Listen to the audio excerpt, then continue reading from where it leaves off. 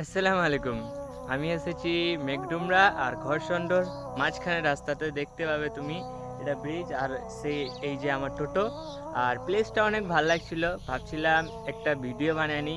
আমি এই উদ্দেশ্যে ভিডিওটা বানাচ্ছিলাম যে যারা বলে কি ইসলামে 4টা বিয়ে কেন করতে বলেছে, 4টা বিয়ে ওই জন্য আমি যাদের প্রশ্ন এটা তাদের উদ্দেশ্যে ভিডিওটা বানাচ্ছিলাম। ইনশাল্লাহ সেই শর্ট ভিডিওটা আমি ক্রিয়েট করে ফেলেছি, তোমাদেরকেও এটা বুঝিয়ে যাই।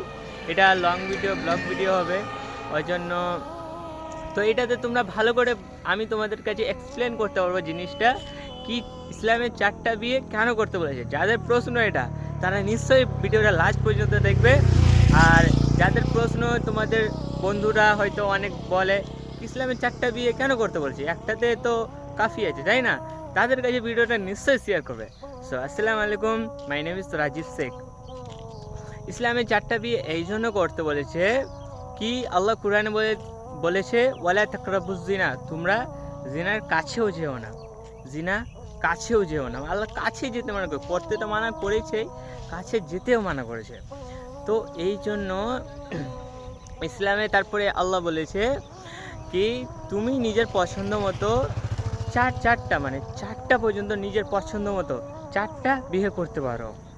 তো আল্লাহ বলেছে তুমি জিনার কাছে যেও না, জিনা করিও না, মানে জিনার কাছেও যেও না, তুমি নিজের পছন্দের মতো 4টা বিয়ে করো। আর এই মানে মেন কথা এখানে আসছে কি একটা পুরুষকে 4টা বিয়ে কেন করতে বলেছে। দেখো কিছু পুরুষের ক্ষেত্রে কি হয়, একটা মহিলা সে স্যাটিসফাই হয় না, একটা মহিলা থেকে স্যাটিসফাই হয় না, হয়তো ভালো লাগে না তাই না।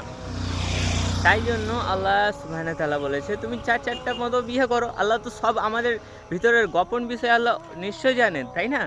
তো ওই জন্য আল্লাহ বলেছে কি তুমি নিজের পছন্দ মতো 4টা বিয়ে করো। তারপরে বলেছে ওয়ালা তাকরাবুজ জিনা, মানে তুমি জিনার কাছে যেও না, তুমি খারাপ সম্পর্ক করিও না, তুমি 4টা বিয়ে করো। আল্লাহ এই জন্য বলেছে।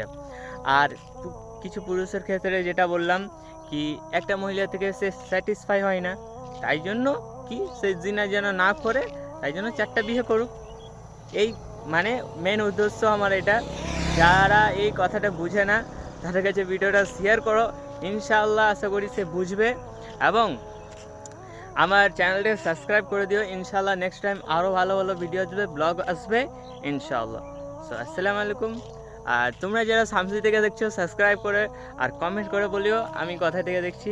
আর শামসি এলাকা মানে তুমি এদিকে ভাদো, রতুয়া, চাচল, এদিক থেকে কুমারগঞ্জ, এদিক থেকে যারা দেখছো তারা ইনশাআল্লাহ সাবস্ক্রাইব করবে আর কমেন্টে ইনশাআল্লাহ বলবে ইনশাআল্লাহ।